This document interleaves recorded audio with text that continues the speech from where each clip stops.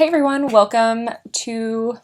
So today I wanted to do a all the books that I read in June video because I actually did do a good amount of reading in June, which is actually very much like me. Very much like me. We're gonna stick with that narrative.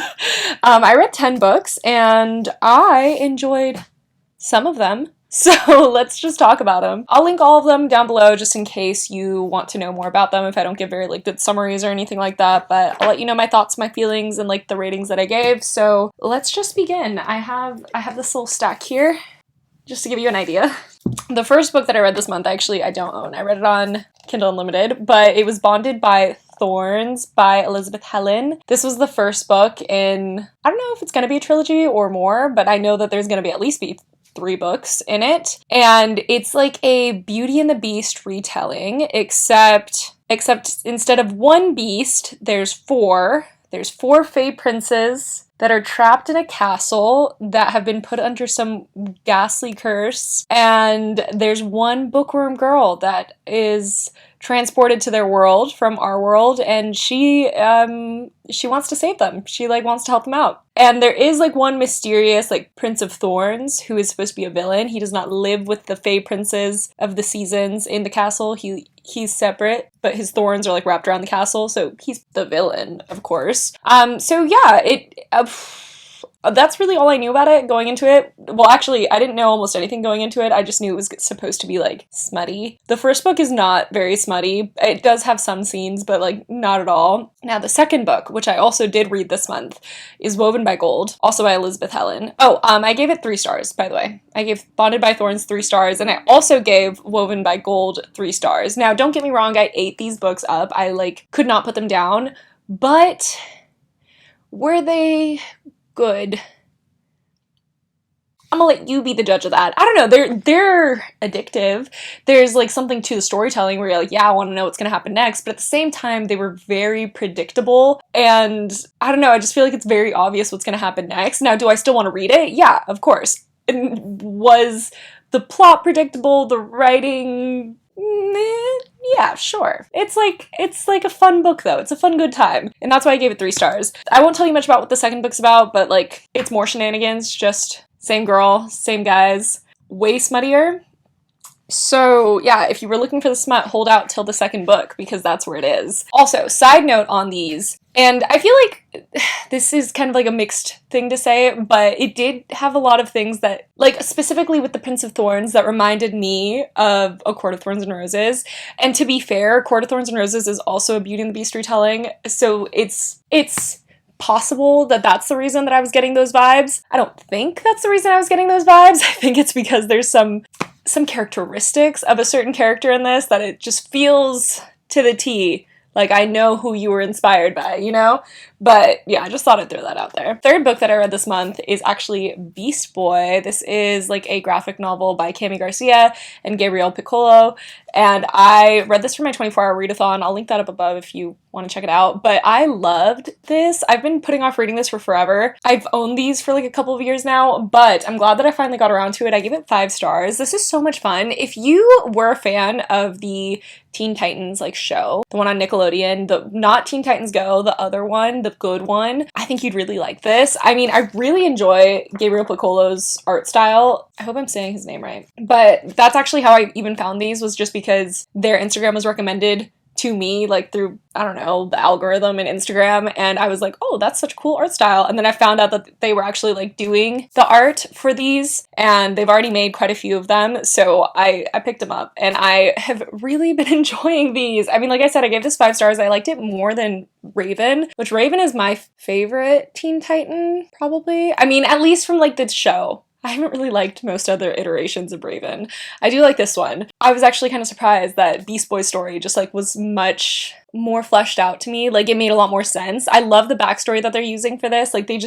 They really are going into it, and they're first introducing to the characters, and then they're introducing the characters to each other. It's just a lot of fun. I highly recommend it if you want to know more about Beast Boy and if you're a Teen Titans fan. Now, the next book that I finished, another 5-star read. I'm so glad I finished this. I feel so accomplished. The Wolf Den by Elodie Harper. This was phenomenal. This was so good. It basically has to do with Amara, who is a very, very intelligent girl who was the daughter of a doctor and who had always been kind of taught by her father all things doctor. She's very intelligent, but when her father dies and her mother can't support their family, she unfortunately has to get sold into slavery, and she goes from being in Greece with her family to being taken to Pompeii and working at the notorious Wolf Den brothel. So it's a very, like, surreal moment for Amara. We get to know her once she already is in the Wolf Den, and it's her just trying to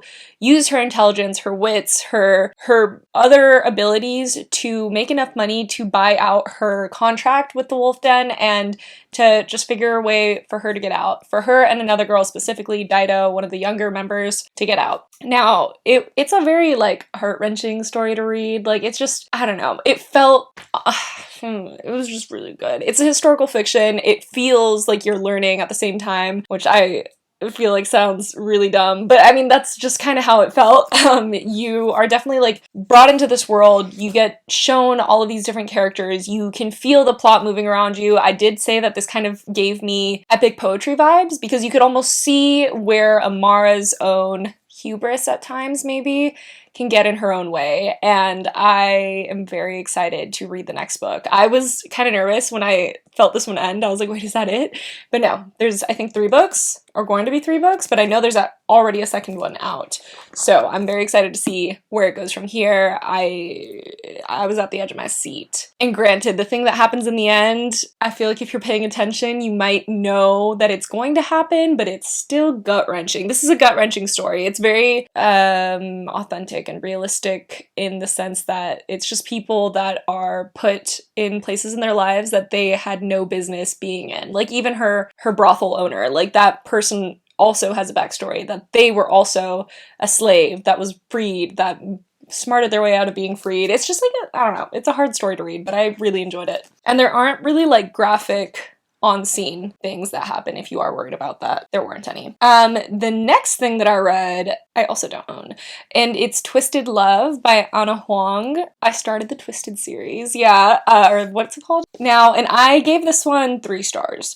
So it's a grumpy sunshine. That isn't why I gave it 3 stars. I just feel like this had really weird pacing. Like, the story just progressed it jumped a lot in the timeline, and that's what kind of took me out of the story, but I did like it overall. It's a lot darker than I thought it was going to be. So we have Ava Chen, who lives next door to her brother because her brother's super overprotective of her, and she, you know, she doesn't mind being protected by her older brother, especially because she doesn't really remember her past. Like, she has lost her memories from before she was, I think, like 10 or 11, something like that. And so she just kind of, like, lives her life, like, oblivious to whatever happened before that, but also knowing that something dark probably happened, and her brother takes care of her typically, but he is a medical student and he has to go to another country to complete his residency, so he asks his bestie, his best friend, if he wouldn't mind taking over the duties of watching over Ava for the year that he's gone and moving into the house next to her just to, like, really take care of her. And that best friend is Alex Volkov, boy genius. This boy, he literally became, like, a millionaire in high school because he created, like, a code for a financing software or something or other. I'm not a genius, he is. And he is now, like, a COO of a company, but he also has, like, a really dark past. Something happened, his family was killed, and he is looking, well, you know, he's just living his life, kind of, maybe looking for revenge, who knows, but he will watch over Ava, even though he is not, like, the lovey-dovey watch over kind of guy, but maybe he could be for her. I don't know. The Grumpy Sunshine element was really actually well done in this one. I'm not typically a huge fan of Grumpy Sunshine, but I feel like Ava was a very tolerable Sunshine character for me because even though she was very optimistic, she wanted to see the world in a good way. She had the darkness that was very authentic to, like, that kind of character, in my opinion. I think that a lot of times what throws me off about Sunshine characters is they're, like, way too Sunshine. They, like, everything's perfect all the time and I love it so much. And I don't like that. I like the sunshine character that's like, yeah, everything kind of sucks, but you know what? I'm gonna look on the bright side. I like that.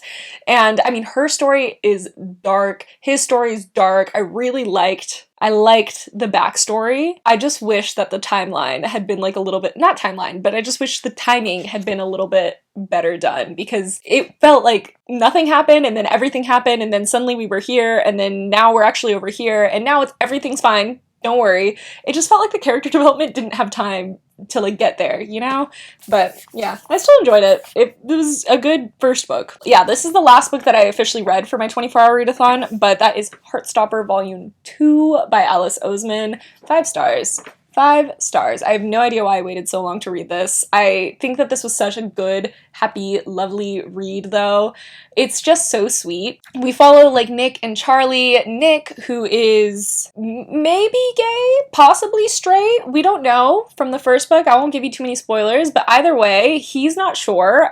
He is sure, though, that he loves hanging out with Charlie, and Charlie definitely is gay, and Charlie is perfect and sweet and scrumptious, and he doesn't mind being whatever Nick needs in that moment. And I just think that they have such a sweet relationship and they just care about each other so much, like even just as friends. It's just very nice to see, and they're very sweet and they're caring, and I think I said that already, but this is lovely. If you ever want to pick me up, I feel like Heartstopper is such a good series. It's so fast, you feel heartwarmed. Oh my goodness, I'm so excited about this next one. Emily Wilde's Encyclopedia of Fairies. I gave this 5 stars. This is everything that I wanted in the moment. I know actually when I read like reviews for it after, not a lot of people agreed, but this was so much fun for me. I had such a good time. It's like an urban fantasy. Basically, we have Emily Wilde, who is a professor at Cambridge. What's that college? I think it's Cambridge. I feel like I'm not making that up, but I could be. Cambridge, yeah. Okay, so yeah, she's a professor of folklore. Well, she's a professor of like folklore, basically, at Cambridge, and she is currently working on an entire encyclopedia detailing the hidden ones, or the fae, or fairies, and she is going to different locations, cataloging the different kinds of fairies that can exist in each locations, and she's just trying to make an entire encyclopedia, which has never really been done before. She goes to, I'm gonna butcher this, Hrafsnik? Yeah, I don't know how to say it, but she goes to this like isolated ice place to detail some of the fairies that have never been seen before, like ever. She gets there, and then of course her academic rival Wendell Bamblebee, who she thinks might be a fairy because he gives fairy vibes, but she's never gonna like call him out on that because you just don't do that with the fae.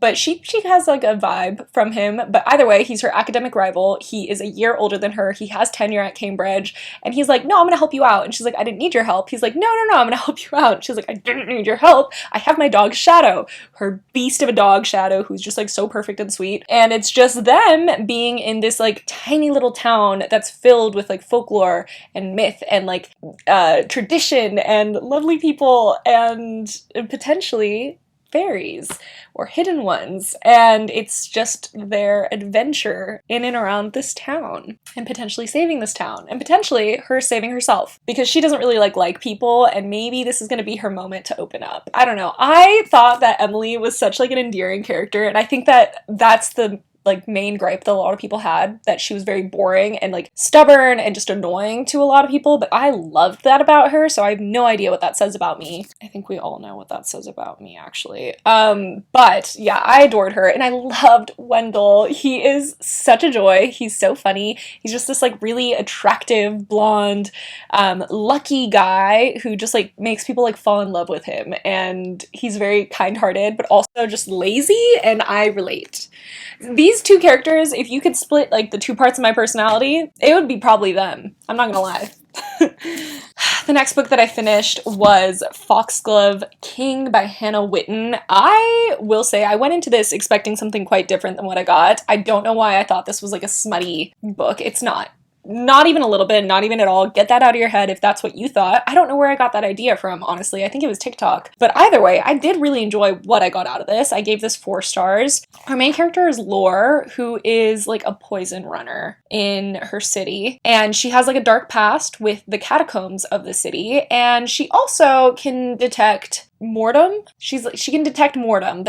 Basically, their city is built on top of a grave of a death goddess, and she like leaks out death. And some people, specifically mostly the people in the Presque Mort, which are like the religion of the city, like the church of the city, they're like the monks style, they can see mortem, but so can she. And she may be a little bit more powerful than they ever have, and she doesn't really have the training that they do. Now, she is then recruited by the king to look over his son, because he thinks that his son is actually betraying them to like a neighboring kingdom, and he knows that she has been like a good liar for most of her life, and he just thinks that it would be handy to have her around his son.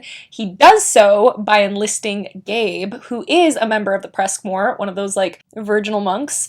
And Gabe is also, though, an ex-duke, so he's the one that's going to get her into like the castle. He has the invitation, you know, like you can't just not be a lord or a lady if you're invited into like the castle scene. So he's going to help her out to look over the son, and the son is Bastian. He is the sun prince, the king's son, and he's potentially a traitor to his country. Who knows? I guess we'll find out, because Lore is gonna, you know, try and woo him with her womanly wiles. It's actually a really big story, like, besides those things. I feel like it was kind of a confusing way to describe it, so I'm sorry about that. What I will say is I really did enjoy this. If you can sense a love triangle coming, because that's what I felt when I was looking at this, you could be correct. And if you like that kind of thing, then you might like this. If you don't like that kind of thing, I feel like it's still done well. So, like, it's very slow. This does not have a lot of action in it, if you will. So it's just way more about like her past, Lore's past, and what's going on with the other kingdom, and a lot more about like what happened to that death goddess that is currently leaking out mortem into the city all those years ago that they have supposedly written in the scriptures. I don't know. I thought it was a really cool like church dynamic. I think I like it when we have those kinds of books where it's like what is written in history may not actually be true, especially what the church says may not be true. And that's 100% what this book was. So 2 more books. So after that, I needed a little bit of a palate cleanser, so I read Beast Boy Loves Raymond. Beast Boy Loves Raven by Cami Garcia and Gabriel Piccolo. 5 stars. I actually think I loved this even more than Beast Boy. It was just so much fun to finally see the 2 characters that I'd been reading about meet, and I felt like it was really natural. I love the way that this story is playing out. Already we've met a couple of other characters that you would know if you've watched Teen Titans, or if you're like a DC fan, I guess, in general. So I am having a really good time with this. Yeah. The last book, I don't even want to tell you. I thought everyone was going to have the same opinion as me when I went through to write in my review. These Twisted Bonds by Lexi Ryan. I finished this. Do you remember me going on a hunt for this book last year? I gave this 2 stars. This is the second book that follows These Hollow Vows, which, to be fair, These Hollow Vows I didn't think was like this super quality thing, but I did find it just unputdownable. Like, I wanted to read it. I wanted to eat it up. I did notice some similarities to like some of Sarah J. Maas's work, but I was willing to overlook it. I think that in this one it became a little more obvious that like this felt so A Court of Thorns and Roses, and that did bug me. And I felt Abriella as a character was so frustrating at times, and like frustratingly like unaware, I guess. I don't even know. The story was very predictable for me. I will say, like, some of the things that happened at the end, I'm like, wow, okay, yeah, that's different. But like at the same time, it still had the exact same kind of ending that I thought it would. Like, from the first page, I felt the story and the trajectory it was going to take, and it took that exact trajectory, like, down to a T. Like, I wrote, I think, like, 70 pages in, I'm like, I bet, la la la la la. And then literally at, like, page 300 and something, they were like, here you go. I'm like, wow, is this a reveal? Is this an actual reveal, or were we supposed to have guessed it, like how I guessed it earlier, and this is supposed to be like a, aha, I was correct moment, you know? I don't know, I didn't like the predictability of it. I didn't like the I didn't like it. I didn't like it. I don't know. I don't even know what to say about it. I feel kind of bad about it because I saw a lot of reviews where people adored this, where they were like, oh my god, I can't believe it's only a 2-book series. This needs to be a bigger series. And I was like, oh my god, thank god it's only 2 books. I don't think I could take another book. Like, this was enough. This was enough for me. But I did read it really fast. Like, to be fair, I read this in like a day, 2 days. 2 days? I just double checked. I read this in 2 days, so like I definitely ate it up. But at the same time, I felt like I was eating it up because nothing was happening. I didn't feel anything. I didn't feel a thing with this. That is the best way to describe it. So yeah, that was kind of a downer to leave this video on. But yeah, those are all the books that I finished in June. Some really good ones, some not so good ones. But I can already say that July is looking phenomenal. I've read such good things. So yeah, leave me recommendations for things that you want me to read, or let me know what your favorite book was that you read in June, or if you have like similar opinions to mine, or if you think my opinions are not right, that's totally fine too. So that'll be it for today's video. Thank you all so much for watching.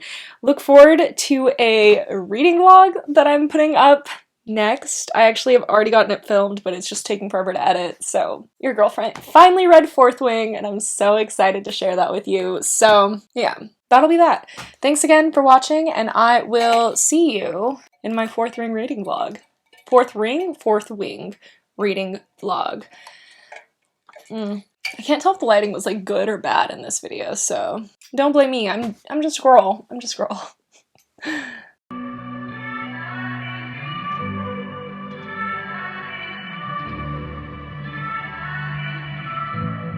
What beautiful creature.